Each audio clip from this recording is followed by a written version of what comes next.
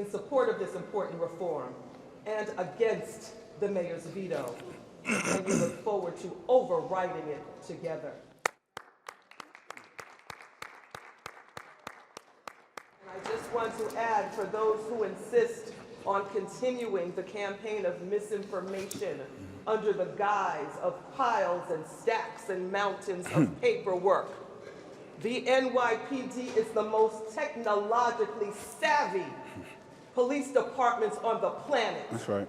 If you go outside on any given day, you will see a robotic dog walking around crime fighting in the interest of all of us in the city of New York. If paperwork is the tool of implementation for this legislation, ladies and gentlemen, it will not be at the hands of the New York City Council, but at the hands of the NYPD and the administration themselves, who have the power to implement this on the hardest level or on the easiest level. And we in the council contend that it needs to be the easiest level for the NYPD to do their jobs expertly as always. It can be but a click on a smartphone. If we can have a digidog roaming the streets to help keep you and I safer, there is a smartphone for every NYPD officer that can do the same. That's right. And now it is my honor to invite Public Advocate Jemima Williams to say a few words. Peace and blessing, love and light to everybody. Thank you for coming out here. I just want to say I've worked on issues of public safety and housing with both Mayor Adams and Council Speaker Adrian Adams before they got the current titles that they have. And I just want to say I'm thankful that at least one of the partners of Adams and Adams has kept to what they said they would do when they got the power of the title. So I just want to thank so much the Speaker for really stepping up and being courageous at times when it's different, when it's difficult. The mayor in particular and the administration in general is trying to rip this city apart over a reporting bill. I want people in the media to fully understand that he's pitting people against people on a reporting bill. We haven't even got to the discussion of what the report means when we get it, which is actually a difficult conversation.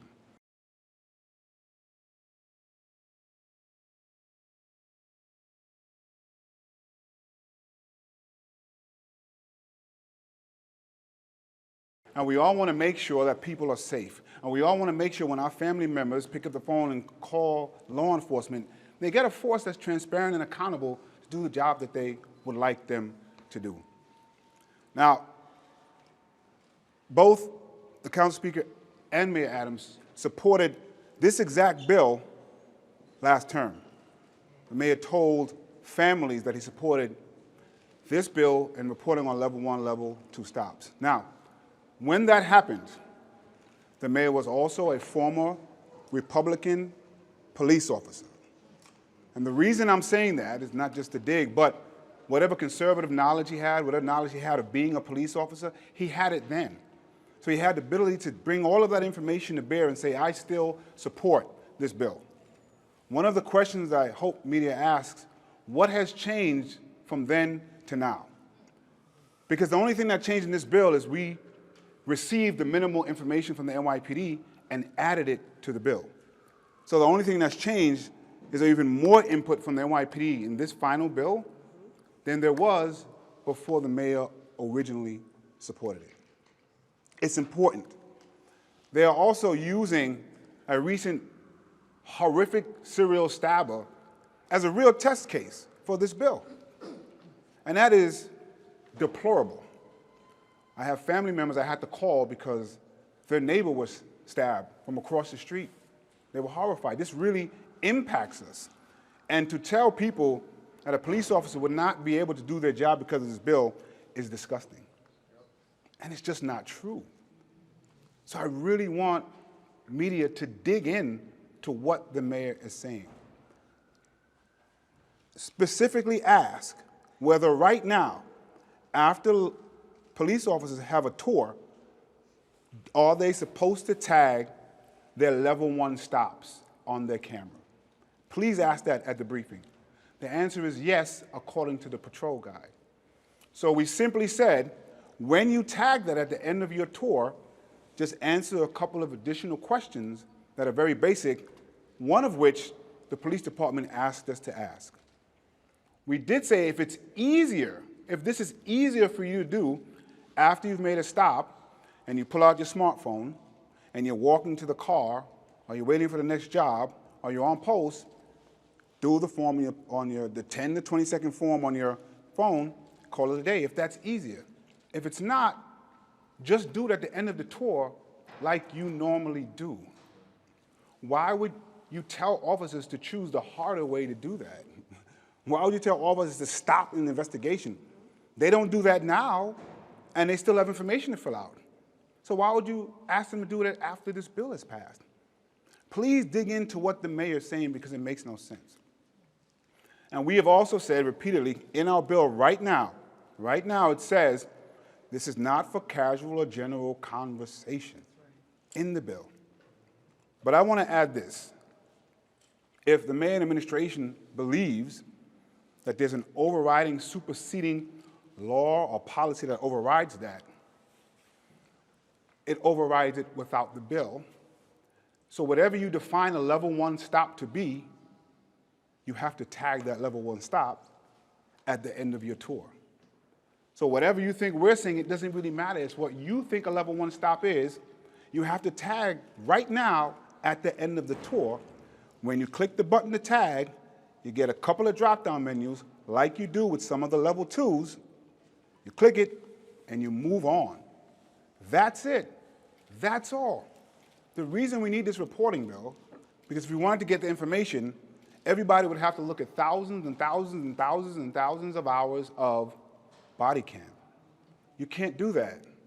And so we tried to find the simplest way to fit into what they're already doing to get this information. And to highlight something the speaker said, the reason this information is needed is because officers have been underreporting stops. And they are saying level 3s are level 2s and level 2s are level 1s. The reason that we can't exempt level 1 stops is because in everything now will be level 1 stops, and we won't have the information to look at. We'll have an incomplete picture. And we want everybody, the police, the speaker, the council, the advocates, the families, the mayor, to look at a full picture of what's happening with the stops so we can all make a decision on what the next step is. But if you exempt one of those stops, we don't have a full picture, and that's not a really good way to govern. So there's a lot of myths out there. There's a lot of purposeful misinformation. It is harmful to Black and brown communities who feel that somebody's trying to keep them less safe. When this bill is overridden, if the mayor has decided and the administration and the PD has decided to make this as difficult as possible, as the speaker said, that's a decision the mayor and PD has made, not the council. And it's there in black and white. So I asked the media to please read it and drill the mayor on it, very specifically about what they're supposed to do right now at the end of the tours, level 1, level 2. And don't get confused by the definition of level 1. You can use their definition because they still have to tag it right now. This is the most basic common sense bill. The simplicity of this bill versus this unimaginable lies that are coming out really makes no sense. And we just asked the mayor to stop right now. And I heard him yesterday saying that he supports most of the bill except the level 1s. The level 1s are the bill. That's the bill. You have to get all of the information as simply as possible. It's the same bill you supported just a few years ago. Thank you so much.